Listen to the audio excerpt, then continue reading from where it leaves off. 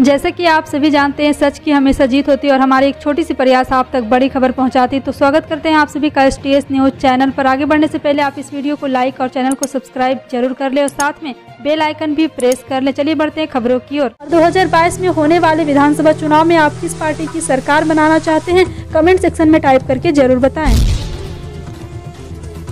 उत्तर प्रदेश में विधानसभा चुनाव की तारीखों के ऐलान के बाद दल बदल के साथ ही उलटफेर का बड़ा खेल शुरू हो चुका है। यूपी की बात करें तो बीजेपी के सूबे में लगातार एक के बाद एक झटके लग रहे हैं। राज्य में समाजवादी पार्टी और बीजेपी के बीच इस चुनाव में कड़े मुकाबले की संभावनाएं दिखाई दे रही है। ऐसे में नेता अपने बड़े इस चुनाव में बेहतर संभावनाओं के साथ ही बड़ा पद भी तलाश रहे हैं। यूपी सरकार के आयुष मंत्री डॉक्टर धर्मसिंह सैनी ने बीजेपी का दामन छोड़ दिया। हालांकि वो किस पार्टी में जाएंगे इसको लेकर फिलहाल खुलासा नहीं हुआ।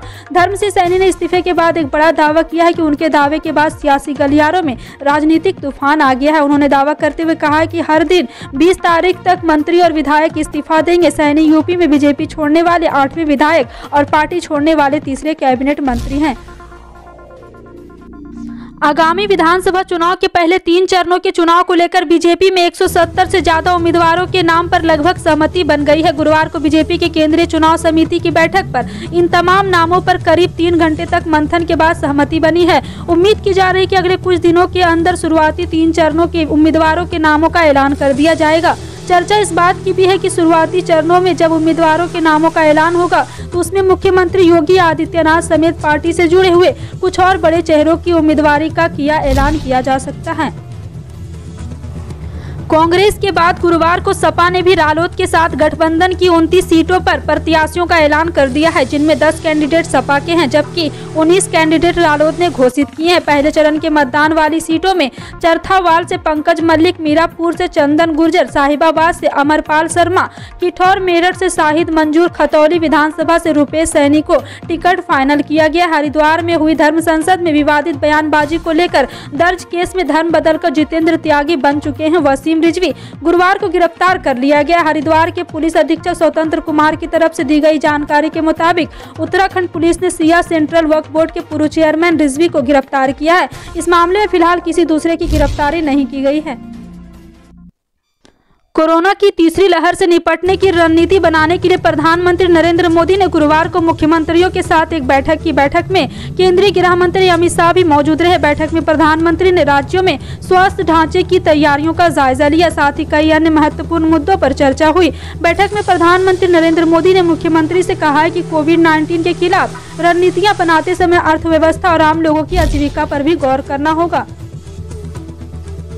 शिवसेना के सांसद संजय राउत ने गुरुवार को किसान नेता राकेश टिकैत से मुलाकात की है। राउत मुजफ्फरनगर स्थित राकेश टिकैत के घर पहुंचे। बाद में उन्होंने टिकैत की महाराष्ट्र के मुख्यमंत्री उद्धव ठाकरे से भी फोन से बात कराई। राउत ने अपने ट्वीट में भी इस बारे में जानकारी देते हुए लिखा है कि मुजफ्फरनगर में किसान नेता राकेश टिकैत से मुलाकात कर यूपी के किसानों की समस्याओं, मुद्दों और देश की राजनीति पर चर्चा हुई। खासकर वेस्टर्न यूपी के जलवंत मुद्दों पर मंथन हुआ। गौरतलब है कि राउत ने बुधवार को दावा किया था कि उत्तर प्रदेश में राजनीतिक बदलाव होने वाला है और राज्य के एक मंत्री तथा कुछ अन्य भाजपा विधायकों के हाल में पार्टी छोड़ने से इसकी शुरुआत हो गई है। राउत ने कहा था कि शिवसेना उत्तर प्रदेश में 50 सीटों पर चुनाव लड़ेगी।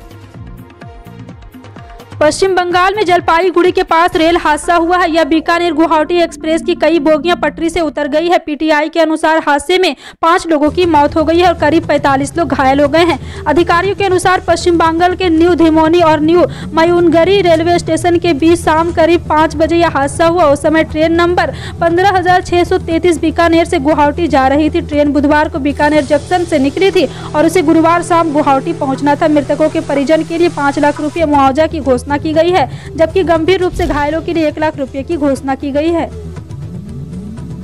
राष्ट्रीय लोकदल और समाजवादी पार्टी के गठबंधन ने गुरुवार को प्रत्याशियों की पहली सूची जारी कर दी है। रालोद सपा के गठबंधन ने 29 प्रत्याशियों की घोषणा करते हुए ट्वीट किया है कि राष्ट्रीय लोकदल समाजवादी पार्टी का गठबंधन उत्तर प्रदेश में लाएगा परिवर्तन, युवा किसान के विकास का मंत्र आ रहे हैं अखिलेश और जयंत। वहीं प्रत्याशियों का ऐलान करने के बाद रालोद के राष्ट्रीय अध्यक्ष जयंत चौधरी ने लिखा, मुझे विश्वास है गठबंधन के सभी कार्यकर्ता एकजुट होकर इन प्रत्याशियों के चुनाव में पूरी निष्ठा से मेहनत करेंगे। एक एक विधायक से बनेगी आपकी विधानसभा, आपकी सरकार।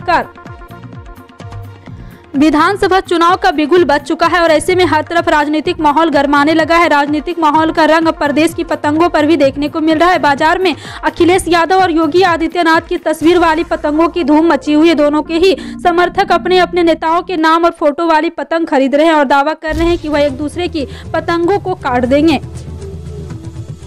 आंध्र प्रदेश में एक विधायक के बेटे पर अंतर्राष्ट्रीय हवाई अड्डे पर वाटर सप्लाई के कनेक्शन को काटने का आरोप लगा है। इस मामले में हंगामा मचने के बाद केंद्रीय उड्डयन मंत्री ज्योतिरादित्य सिंधिया ने साफ किया है कि जांच के बाद कार्रवाई की जाएगी। तिरुपति के डिप्टी मेयर अभिनय रेड्डी पर वाटर कनेक्शन काटने का आरोप है। बता दें कि अभिनय रेड्डी विधायक बी करुणाकर रेड्डी के बेटे हैं। कुछ मीडिया रिपोर्ट में बताया जा रहा है कि इस हफ्ते तिरुपति एयरपोर्ट और एयरपोर्ट कर्मचारियों के आवास पर पानी की सप्लाई बाधित रही। दरअसल तिरुपति रेनीगुंटा एयरपोर्ट के मैनेजर सुनील और डिप्टी मेयर अभिनय रेड्डी के बीच किसी बात को लेकर कहासुनी हुई थी, जिसके बाद कहा जा रहा है कि एयरपोर्ट अधिकारियों ने अभिनय रेड्डी को एयरपोर्ट के अंदर जाने की अनुमति नहीं दी थी।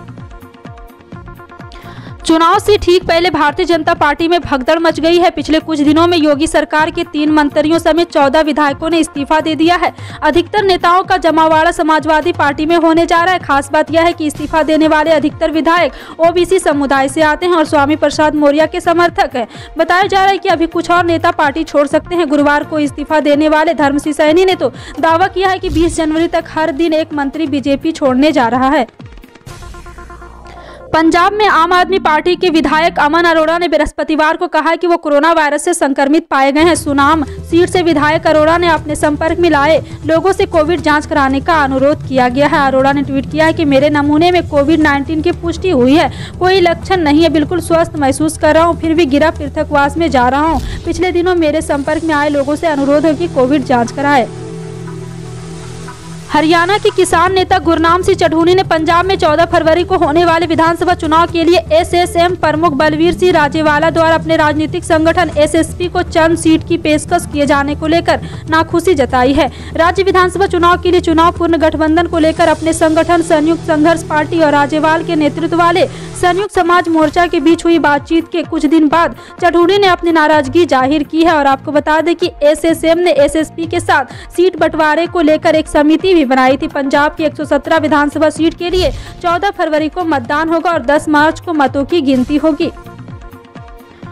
कांग्रेस प्रदेशाध्यक्ष गोविंद सिंह डोटासरा ने पार्टी के जिला कमेटियों के गठन के लिए जिला अध्यक्षों के नाम मांगे हैं। साथ ही उन्होंने कहा कि पार्टी सदस्य अभियान को 31 मार्च से आगे नहीं बढ़ाया जाएगा, जबकि डिजिटल सदस्य के लिए राज्य स्तर पर 10 समन्वयक नियुक्त किए जा रहे हैं। पार्टी प्रवक्ता के अनुसार डोटासरा ने बृहस्पतिवार को पार्टी के विधायक व नवनियुक्त जिला अध्यक्ष के साथ अलग अलग ऑनलाइन बैठक की तथा राजस्थान में कांग्रेस द्वारा चलाए जा रहे सदस्यता अभियान सहित अन्य मुद्दों पर भी चर्चा की है। और जिला अध्यक्ष के साथ बैठक में डोटासरा ने जिला कांग्रेस कमेटी द्वारा कार्यकारिणी विस्तार, ब्लॉक अध्यक्ष की नियुक्ति, जिले में कोविड पीड़ितों की सेवा एवं सहायता चलाए जा रहे हैं अभियान सहित कांग्रेस सदस्यता अभियान की समीक्षा की। उन्होंने जिला अध्यक्षों से कहा है कि जिला कांग्रेस कमेटियों के शीघ्र गठन के लिए राज्य कांग्रेस कमेटी को सक्रिय कार्यकर्ताओं के नाम भेजे।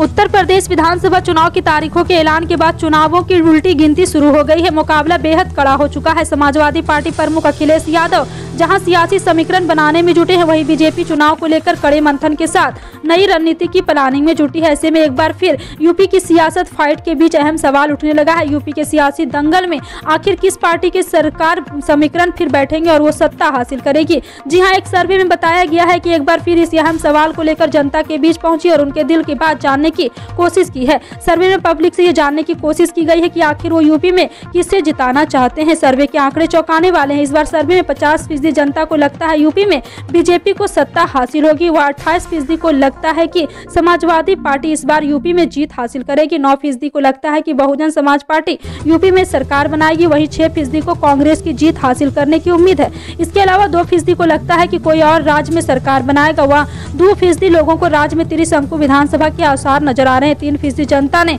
पता नहीं में जवाब दिया है। इस पर आपकी क्या कहना है, कमेंट सेक्शन में टाइप करके जरूर बताइएगा। पल पल की अपडेट जानने के लिए